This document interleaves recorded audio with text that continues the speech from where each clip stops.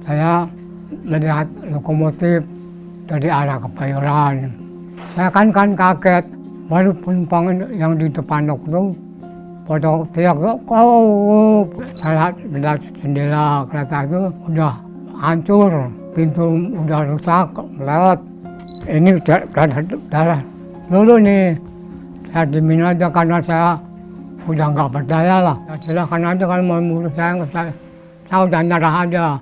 Saya itu kerja bukan maunya saya masih kereta api, bukan masinis tukang daun.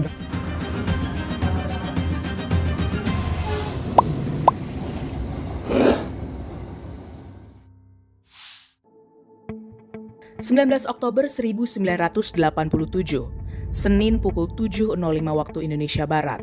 Dua kereta api KA 225 jurusan Rangkas Bitung Tanah Abang yang berangkat dari stasiun Sudimara bertabrakan dengan KA 220 jurusan Tanah Abang Merak yang berangkat dari stasiun Kebayoran. Kecelakaan terjadi di perlintasan Kampung Pondok Betung, RW 9 Bintaro, Kebayoran Lama, Jakarta Selatan.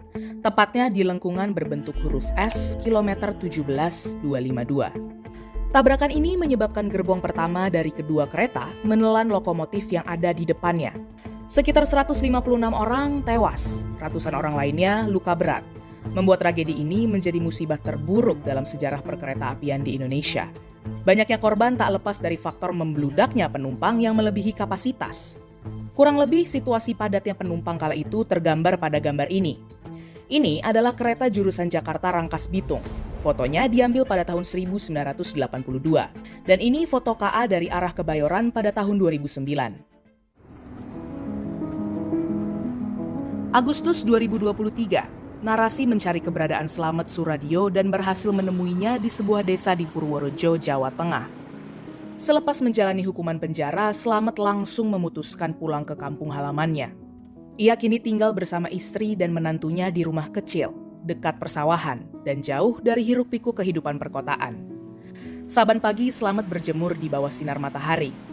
Sebelumnya, pria berusia 84 tahun itu bahkan sempat berjualan rokok di dekat stasiun Kutoarjo, sekitar 15 km dari rumahnya. Sehat ya, Mbak?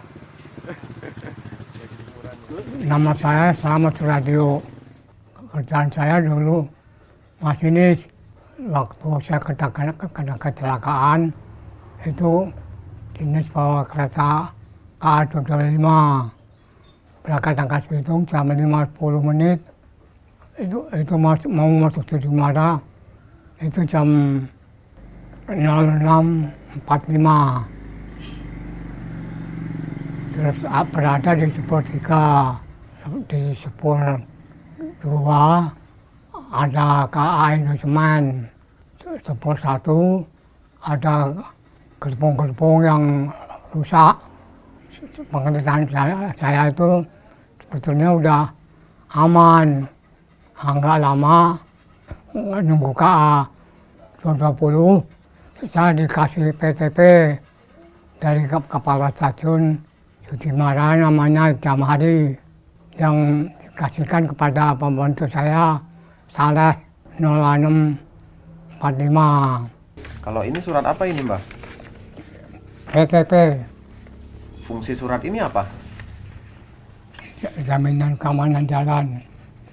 Jadi yang punya ini yang bikin PPKA sama dikasihkan sama masinis biar tahu. Jadi saya tuh tahunya tuh kereta ini kan harusnya ketemunya di Kebayoran. Kan ini yang saya bawa. Karena di mana batal, apa dibatalkan dengan surat ini.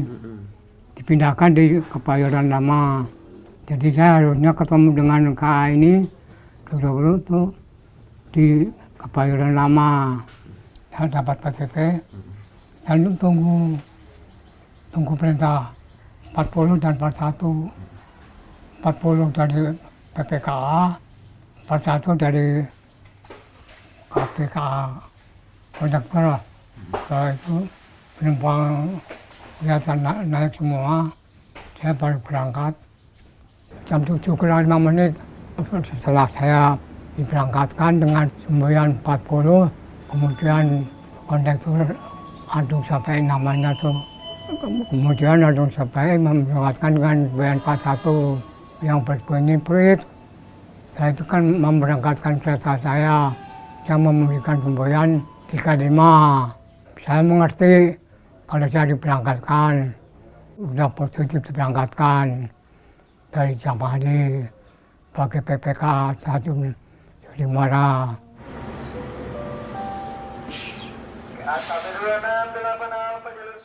Semboyan 40, 41, dan 35 adalah semboyan penting dalam perkeretaapian dan saling terhubung satu sama lain. Ketiga semboyan ini muncul sesaat sebelum kereta benar-benar bisa diberangkatkan. Semboyan 40 diberikan oleh PPKA, lalu semboyan 41 oleh kondektur, dan semboyan 35 oleh masinis. Seperti apa kronologi tabrakan maut KA220 dengan KA225 ini? Mari kita hitung mundur ke 40 menit sebelum tabrakan terjadi. 6.25 WIB, KA220 tiba di Kebayoran. Oleh PPKA Kebayoran, KA220 dimasukkan ke jalur 1. Tunggu bersilang dengan KA251. 6.45 WIB, KA225 tiba di Sudimara. Menurut jadwal, KA225 harusnya masuk ke Sudimara pukul 6.40 WIB dan menunggu bersilang dengan KA220 yang masuk ke Sudimara pukul 6.49 WIB. Namun KA225 alami keterlambatan 5 menit. Oleh PPKA Sudimara, KA225 dimasukkan ke jalur 3 karena jalur 2 terdapat KA1035 dan jalur 1 ada 7 gerbong stabling. Kondisi ini membuat emplasemen Sudimara penuh dan tidak dapat menerima persilangan kereta. PPKA Sudimara lantas meminta persilangan KA225 dan KA220 dipindahkan ke stasiun Kebayoran. Seharusnya PPKA Sudimara berkomunikasi terlebih dahulu dengan PPKA Kebayoran untuk meminta izin. Namun sebelum mendapat persetujuan tempat persilangan, PPKA Sudimara sudah membuat PTP untuk persilangan di Kebayoran. Lalu diserahkan ke masinis dan kondektur KA225 dengan diwakilkan oleh PLKA KA225. Hal ini menyalahi aturan karena seharusnya PPKA menyerahkan PTP secara langsung ke masinis dan kondektur. 6.50 WIB. Meski tanpa persetujuan Sudimara, PPKA Kebayoran tetap memberangkatkan KA220 dengan asumsi KA225 terlambat dan persilangan tetap di Sudimara. KA220 bagaimana? Kebayoran lama, KA220 aman. Mendapat kabar dari Kebayoran kalau KA220 sudah berangkat, PPKA Sudimara bingung karena PTP sudah terlanjur diberikan. PPKA Sudimara pun berupaya mengosongkan salah satu jalur di Sudimara untuk KA220. Caranya memindahkan rangkaian KA225 dari jalur 3 ke jalur 1 yang sebenarnya sudah ada rangkaian 7 gerbong. 6.52 WIB. Namun, kabar rencana pemindahan ini tidak sampai ke masinis KA225 Slamet Suradio. Slamet yang tidak bisa melihat semboyan merah dari juru langsir lantas membawa keretanya bergerak meninggalkan Sudimara menuju Kebayoran. 7.05 WIB. KA225 bertabrakan dengan KA220 di kilometer 17 plus 252. Mbah, setelah dapat izin, terus Mbah Slamet keretanya berangkat. Ya, Nggak lama kemudian katanya jam hari itu petugas PPKA mengejar kereta Mbah Slamet, katanya benar ya? bohong. Kalau ada kan orang banyak, itu pasti tahu saya. Yang dilihat bukan saya sendiri, selain dari petugas ini keamanan juga ada penumpang banyak. Kan dia juga punya takut mati. Kalau umpamanya saya sengaja kan saya pasti digubuk lah. Enggaknya ditonjok sama orang-orang itu banyak. Berarti saya sengaja, itu bohong kalau ngomong. Yang jelas tuh aman, nggak ada apa-apa. Kan juga ngomong, berangkat Pak. Saya kan membutuhkan lihat belakang. Katanya waktu belum ya belum, waktu berangkat ya berangkat. Karena semua itu ada temboyan-temboyan, kondekturnya udah naik Kalau belum naik itu saya disalahkan boleh, penumpang tenang, nggak ada apa-apa. Dinyara dari arah Kebayoran, tenang, nggak bergerak apa-apa. Terus bagaimana saya coba? Saya ini jaminan keamanan jalan saya di kantong ini yang asli, terus ini perintah Kepala Urusan Pegawai Pak Jatmiko itu di fotokopi sebenarnya. Ini soalnya penting sekali bilang begitu. Ini aslinya di Pengadilan Selatan. Darah saya di kantong sini. Dalam tragedi ini, Slamet ditetapkan bersalah oleh pengadilan karena dianggap lalai hingga menyebabkan jatuh korban jiwa. Ia divonis 5 tahun penjara oleh Majelis Hakim Pengadilan Negeri Jakarta Selatan pada 22 Agustus 1988. Lalu, Adung Syafei dihukum 2,5 tahun penjara, sementara Umriyadi dan Jahamri dihukum 10 bulan penjara. Slamet ditahan di Lapas Cipinang pada 1988 hingga 1993. Setelah bebas, pria kelahiran 1939 itu sempat hanya apel di kantornya karena sudah dibebas tugaskan sebagai masinis. Pada 1996, Slamet dipecat oleh Departemen Perhubungan dan tidak mendapatkan uang pensiun. Tudingan di pengadilan dan laporan akhir PJKA menyebut Slamet memberangkatkan sendiri keretanya tanpa izin. Slamet pun menyayangkan perihal PTP ini yang ternyata enggak terlalu banyak dibahas saat persidangan. Saya udah ikhlas gitu. Mau dibunuh kayak mau diapain saya udah ikhlas. Jaksa mengancam saya kan 14 tadinya 20 turun 14 tahun. Kan kok bilang saya tenang aja. Pikiran saya gitu. Kenapa saya mau kasih PTP ada kereta. Kalau begitu pemerintah nggak benar ada gitu. Kan saya ini yang ngatung. Ini masalah PTP kenapa nggak diperbincangkan dalam persidangan saya gituin. Kenapa saya dikenakan hukuman, sedangkan saya kan pakai PTP udah benar kerja. Yang dihukum itu yang membuat, tetap aja dihukum 5 tahun. Jadi itu yang salah itu sebenarnya itu PPKA. Ya bayangkan aja dari sana berangkat saya diberangkatkan. Slamet juga menceritakan bagaimana ia menjalani tahapan sidang yang panjang dan amat berat kala itu. Ia hanya boleh didampingi pengacara yang dipilih oleh PJKA dan tidak diperkenankan menunjuk pengacaranya sendiri. Kalau ingat begitu saya juga ingin nangis. Orang nggak apa-apa, orang mau kerja baik-baik saya jadi dihukum.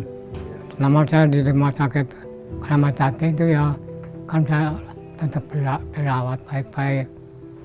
Belajar jalan katakan sini. Nanti kalau udah bisa jalan pulang gitu kata dia.